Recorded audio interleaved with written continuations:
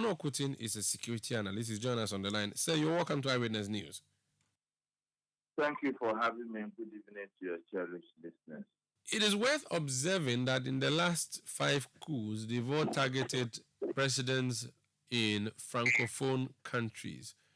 I don't know if that means anything. Should it be regarded on that basis, or should it be considered on dictatorships, or it should be looked at as democracy not being favorable to the people, or should be looked at as conditions not being favorable for people and they've had to rise? Because schools were popular in the 60s, 70s, and 80s, but now it's almost like a coup is an alien thing.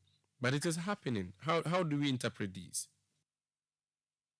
Well, if you look at the Francophone countries that unfortunately the waves have gone through, they have a peculiar problem. And their peculiar problem had to do with the colonial pact they signed with their colonial masters, especially France. I think in the Francophone countries, because of the youth powers, the youth are becoming reawakening and aware of things around them because of education, because of advancement in technology and social media. So there's pressure on the leadership in these Francophone countries. If you look at the history of the Francophone countries, it has always been like a dynasty system where a family will rule for a long period of time, as far as they went by the tenets of their colonial master, which is France. The Gabon, in perspective today, one family has been able to rule the country for over 56 years now. Don't forget Togo here, what we had, and in Cameroon, which borders Gabon. So the Francophone countries has a peculiar problem. But there's also a mixture here because of globalization and the export of culture. People are increasingly becoming aware of their rights. And you see that we have older people who are ruling the younger generation. And it is not by mistake they say Africa is rich in both human and natural resources. The population of Africa is very useful. So if you see these older people ruling, the younger ones are not giving them opportunities and they don't seem to get their way out, it goes in some form of trigger. And when it explodes, these are some of the things that happen. If you look at the Francophone countries that there are military takeovers, for instance, look at the ages of the juntas. So it's a wake-up call that good governance, nothing but good governance, is the panacea to stopping this military coup.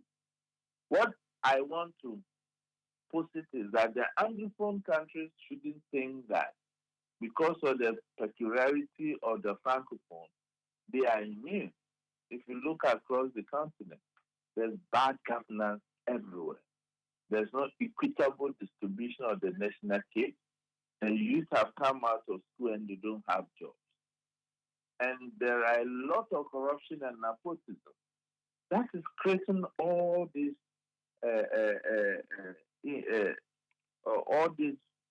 inconsistencies in our democratic experiment. So I dare say that, look, if we don't look inward and we want to continue the current tangent we are going, my brother, many other countries can fall. And just look at Cameroon, look at the age of the president, and look at how the Anglophone part of Cameroonians have been treated. But everybody is quiet. And this one, the right groups, the defenders of democracy are quiet. But when there's a military takeover right now, then they'll be crying that we need democracy, we need democracy. What really is democracy? Until we are prepared to put civilian government in check, democracy is meaningless. Democracy is good governance. Unfortunately, in Africa, we don't have it.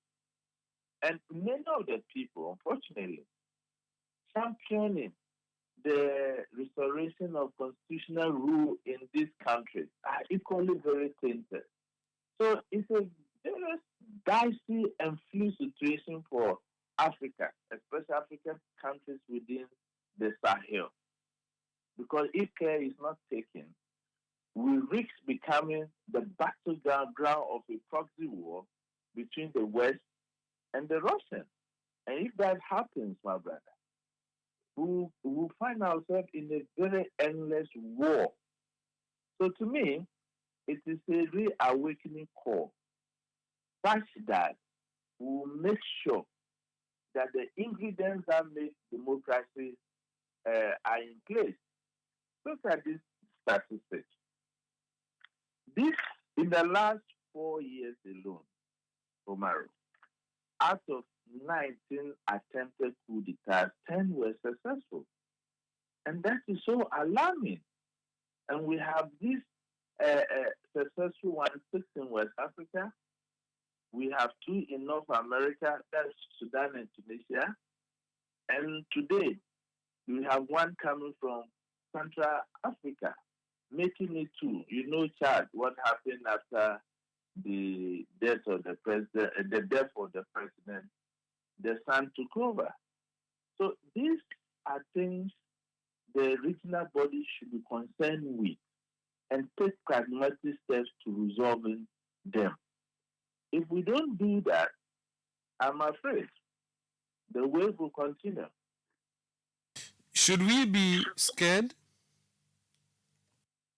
Well, to be scared is an understatement. We should be very alarmed because the days of military coup d'etat, some of us thought it was a thing of the past. After Ghana showed the way in 1992 by democratizing, other African leaders saw the benefits of democracy and took the same path.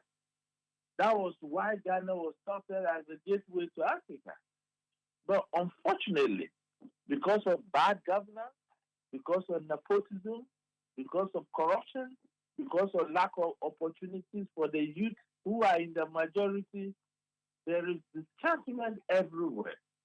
And that is why these younger officers, so conscious of themselves, mostly take this initiative. Have you seen a senior military officer involved in any of the military coup d'etat? No, because the ruling elites will make sure that the senior military officers are well taken off with the myopic thinking that they have control over their troops. And this is building the kind of system we are building. Omaro, why are we crossing the Mediterranean Sea to Europe? How did they do it that we cannot do it? Because they have strong institutions in place. Because the law is not respecter of persons. Look at the United States of America. The former president had been arrested how many times? Can we dream about that in Africa? What precipitated the coup in Niger? Bazoum initially, from credible sources, didn't win the elections. But because the West wanted him there, those elections were manipulated and he was declared the winner. And that brought about the first attempted coup, few weeks to his swearing in. That should have been a warning sign. What precipitated the coup in Gabon today? The president got less than 33% of the vote. But the Constitutional Court maneuvered and changed the figures to give him 50-something or 60-something percent. As we talk, I've seen media outlets that the juntas are meeting to decide the fate of the Gabonese president. But my intelligence tells me that he has been thrown out of the country. The head of the Constitutional Court has equally been thrown out of the country. Where are they running to? If they feel what they did was right. So until we begin to speak truth to power and then call some of these unconstitutional processes out, when these things happen, we will not have any moral right to say that what the military are doing is wrong. Because tomorrow, if we have a situation of a state capture, where a few people are benefiting at the expense of the masses, what options do we have than a military takeover? That is the only way the system can be what? Recalibrated. Unfortunately, I have to be very frank here, and my listeners should just bear me out. Because the rate at which coup d'etats are coming up within the Sahel region, everybody should be concerned. That is why I say 5 countries are at risk, because these countries are going to election a year or two. Togo, Benin, Ghana, Ivory Coast, and then Cameroon. But and all the conditions we are talking about, these conditions are pervasive in this country. Do these conditions justify the coups? We've seen what happened in Niger. The sub-regional bloc had wanted to intervene, but it appears the people's power there is not, inclined towards an intervention from the external bloc. Is it a justified thing? Can you justify a coup, really?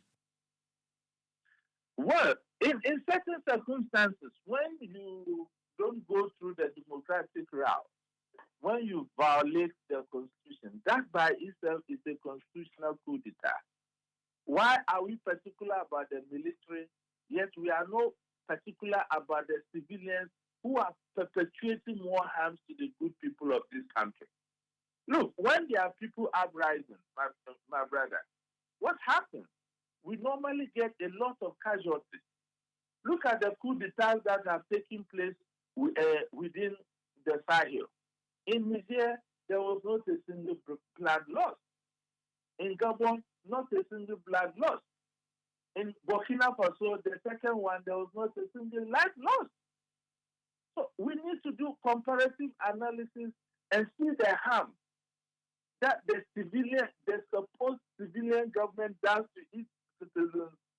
And when the temperatures charge up and the military intervenes, we are quick to say that that is not right. We have to be measured. Many would be asking, Ghanaians, we are enlightened, we are a beacon of democracy for the continent and all of that. Should we sleep? Should we go to sleep knowing that we are fine? In fact, don't let us deceive ourselves. Don't let us deceive ourselves at all. Look, let me just make this. When ECOWAS said they were going to Niger, some of us said they can't do it. Because France and United States asked them to do it, they came trumping all charges to go. When United States made a U-turn and favored diplomatic solution and appointed an ambassador to Niger, I made a statement that this threat of going to Niger is as good as new. Is it not what we are witnessing? And it brings to mind Pan-Africanism. It looks as if many of our leaders have forgotten their Pan-African roots, as if they don't know the history of where we came from, how we were colonized, how our forefathers fought and laid down their blood for the freedom we are enjoying today. They just feel that so far as my family is fine, I can continue to be the puppet of the West. That is it. Look at Gabon, the president. He was schooled in France. He never learned any local language. He was foreign affairs minister at the age of 32 or less. He became defense minister for 10 years. You see? And these are the things that are perpetuated, you can see across the African continent. Let's take Ghana as an example. How is it that when there is change of government, the ruling elites become so powerful and all of a sudden become billionaires? How is that possible? How much is the pay of a minister? And we say we are fighting corruption. Yet we can create jobs for the youth. And you think that when the system gets charged up and it is done to a questionable military young guy who takes the gun to overthrow these illegalities, we will not support such a move. Don't let us deceive ourselves. They say event casts its own shadow. The earlier we learn from the examples of these countries we are talking about, the better. Look at the internal elections, just superdelegates elections, and we were attacking ourselves. Wounded people, someone is even at the verge of losing his eye. What do we really need that power for? What is it about? We say democracy resides, power resides with the people. Why are we not trying to respect the wishes of the people? We want to force them, we want to coerce them to vote in a particular way. But yet we are closing a blind eye on some of these things. There are triggers waiting to explode one day.